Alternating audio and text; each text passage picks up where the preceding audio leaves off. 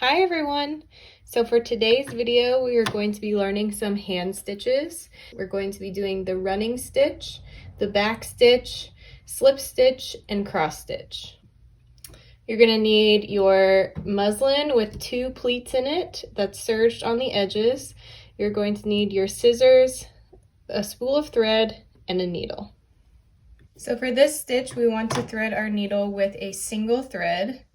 You can also do it with a double thread, but it's usually going to be to mark something or to temporarily put things together and you want to easily take them out. You're going to thread your needle and just tie a knot at one end. One end of your thread is going to be free and the other end is going to be longer and we're going to tie a knot. So the way we tie a knot is make a loop with your fingers, wrap it around, and go through that loop. You want to try to do that in the same spot 2 times.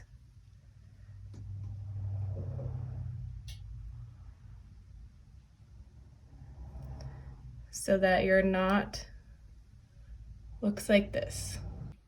So the first stitch is going to be called a running stitch, and we're going to do that right along this section here above the first pleat. So you want your pleats to be facing away from you. The little pockets should be facing away from you.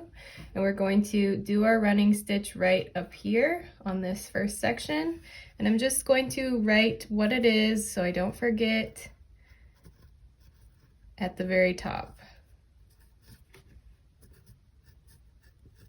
This is a basic stitch that is going to allow you to put 2 things together. It's more temporary because it's very loose, so you would want to use this if you're going to put 2 things together and then sew them on the machine.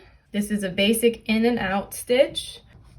So to start this stitch, we want to come up from the back side of our fabric so that our knot doesn't show. And then we are just going to go in and out of the fabric. I'm going from the left side of my fabric to the right, just how you would read. If you are left-handed, you can do it the other way if it makes more sense to you. But I'm just going to put my needle in and come back out and continue the rest of the way across.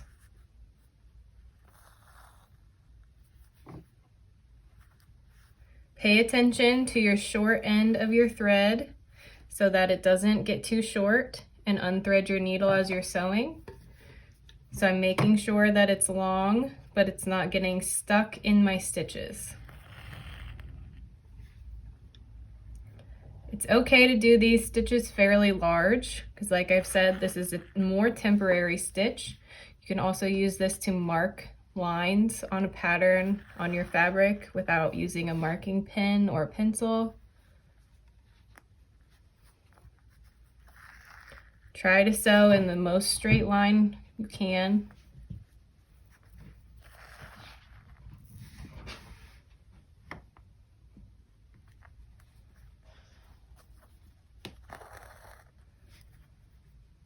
If you pull too hard, your fabric's going to gather up, so we want to keep it nice and flat.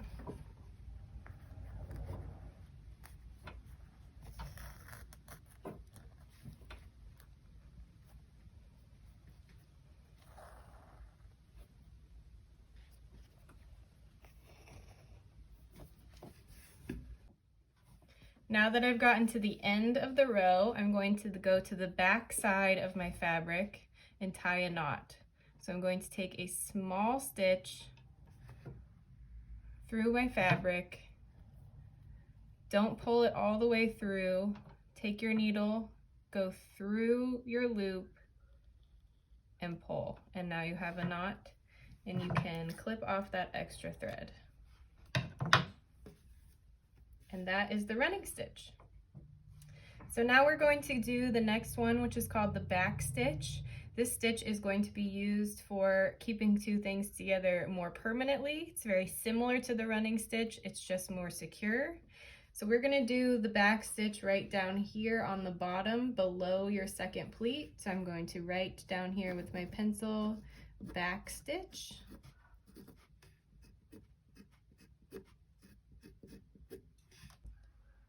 So for this stitch, since we want to have a more secure stitch, we're going to make a double thread with our needle. So that means I'm going to meet the two ends of my thread up at the bottom and tie a knot there. So same thing, you're going to take those two ends, wrap them around your finger, put the ends through the loop, and create a knot.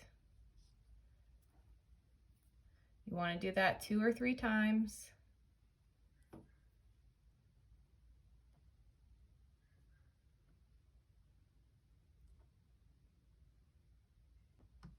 So this one's going to start the same way. We're going to come up from the back of our fabric so that our knot is hidden.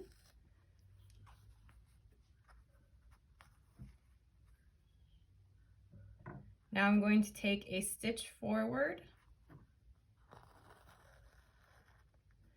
And when I come out the other side, I want to make a stitch that is about the same size. So if I've made this size here, I want to leave that amount of space between my next spot where my needle comes out. And then I'm going to come back to the stitch before, stitch a little bit back into it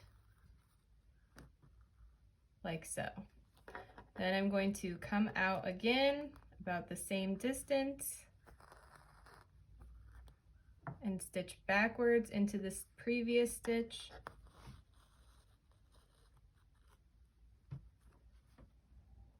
And continue down to the other side.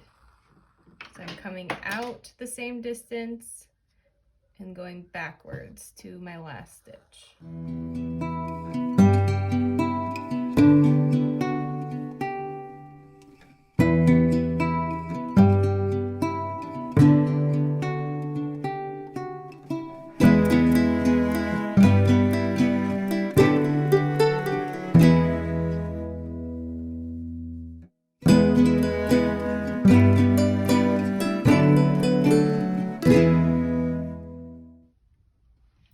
So you can see that I've gotten short on my thread here. I have about two and a half or 3 inches left. That's about the minimum you want to leave yourself to tie a knot. Otherwise, it just gets too hard to get your needle through the loop. So we're gonna go ahead here and tie a knot. So same thing, I'm just going to make a small stitch in the back of my fabric, leave a loop, and take my needle through that loop to create the knot. Then I can cut off the excess, and I'm going to thread another needle to continue on to the end of the line. Now to start again, I'm just going to come out a little bit into my last stitch, take another stitch forward,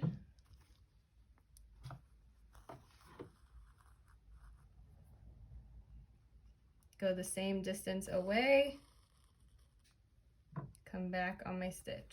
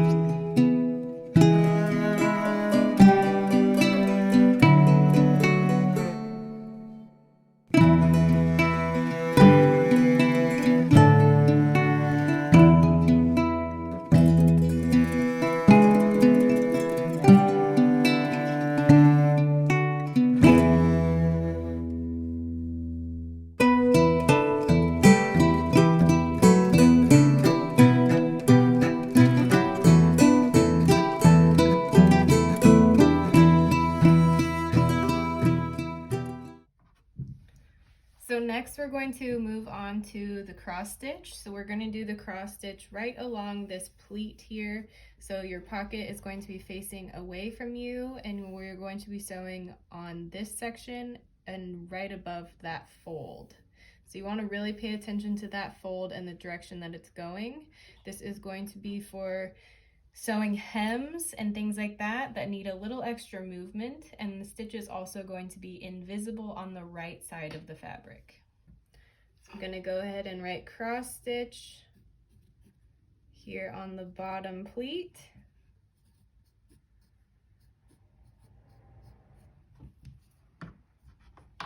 So for this stitch, we're going to do a double threaded needle again. Again, that means that your two ends of your thread are making a full loop through your needle, and you have a knot that ties both of those ends together.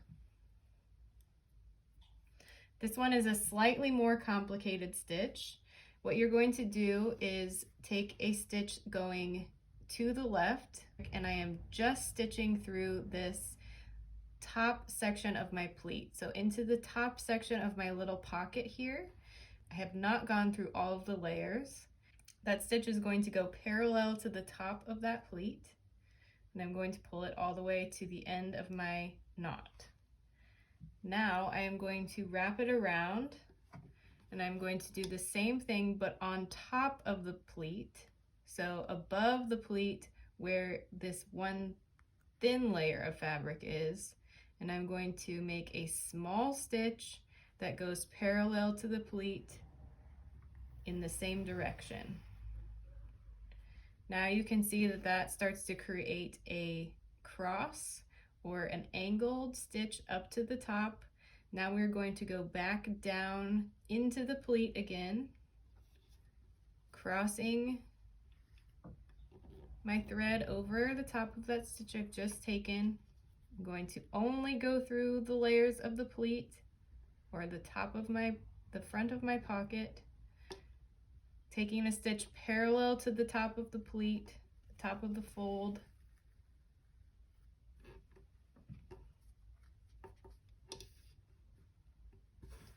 pulling my thread. You can see we've started to make little mountain peaks. So now I'm going to do the same thing. I'm going above the fold on the thin part of the fabric, taking a small stitch parallel to the pleat.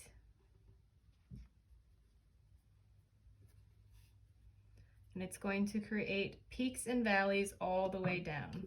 And you can see on the other side, so this would be the right side of your fabric, that you want very small little stitches that only take a few threads of your fabric so that it's invisible on the right side of the fabric, and that it creates the peaks and valleys on the wrong side.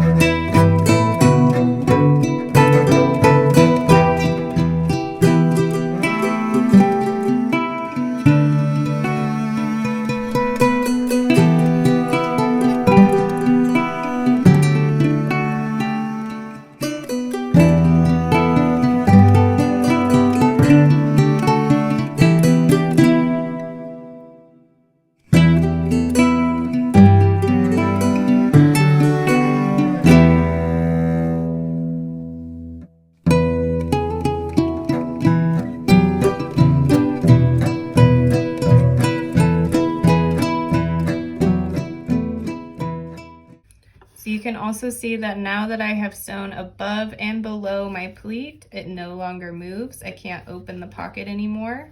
And I have very nice small stitches on my right side.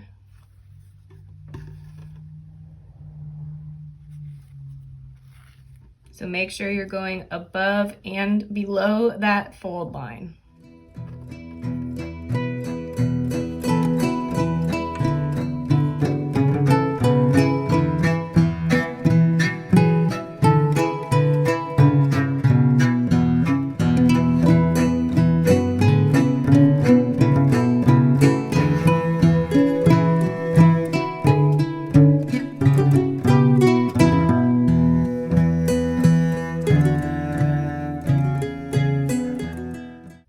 Reached almost the end of my thread. I don't want to make a knot on the top of the fold where the thin fabric is because we don't want to add an extra stitch there. You want to make that knot right down at the bottom, so just take a stitch like you normally would here. Then you're just going to go back over that, same place, take your needle through the loop and create that knot. And again, to start, we're just going to start where we left off, pull that all the way down to our knot, and continue the way we came.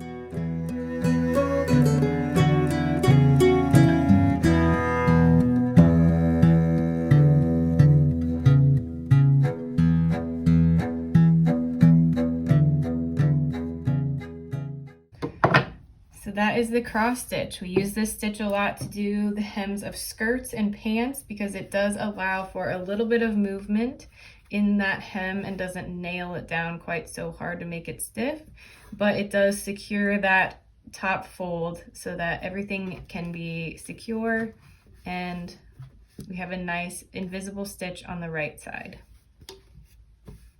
So the last stitch we're going to be doing is called the slip stitch. This is going to be an invisible stitch, so we use it a lot for putting together the lining in the hem of sleeves or putting two things together that you don't want to see the stitching, but you can't use the machine. So we're going to write slip stitch here on this second pleat.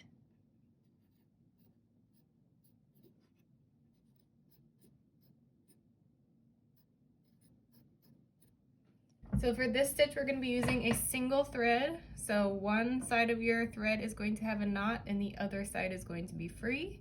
And this one's a little bit different. It's going to start on the right side instead of the left. So we've been starting left to right as we read. This one we're going to be starting on the right side. So if you're left-handed, you could do the other way if it makes more sense. So what I'm going to be doing is working with this top section of the fold here. So that's going to be our little tunnel. So we want to fit our needle right into that tunnel as we go across. And I like to call this stitch the train stitch. So I'm going to be putting my needle just inside of that tunnel. So right along the top of the fold there. I'm just going to be stitching a little ways, about 1/4 of an inch. So now my thread is coming out the top of the tunnel here, and right above that, so on the thin part of the single layer of fabric, we're going to take a very small stitch like in the cross stitch, and that we like to call our passenger. So we're going through the tunnel, we're coming out, we're going to pick up a passenger, and we're going to pull that through. But I can't see any of my thread in the tunnel here, and I only have a small stitch on the very back on the right side. So now I'm going to go back into the tunnel, so into the very top of the fold. So I've gone through the tunnel and I'm going to go right above that on the thin single layer of fabric, pick up my passenger, just a few threads of the fabric, pull that through, and back into the tunnel.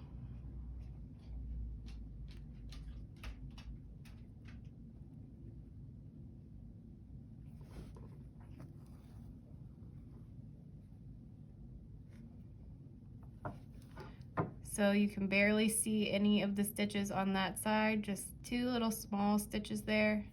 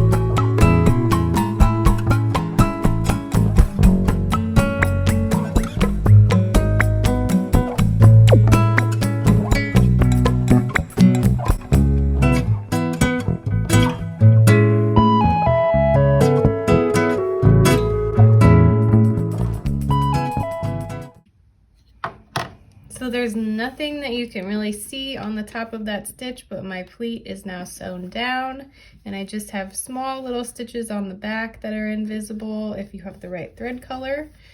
So that is going to be all of our stitches we're going to learn today. I hope that was helpful, and I will see you soon.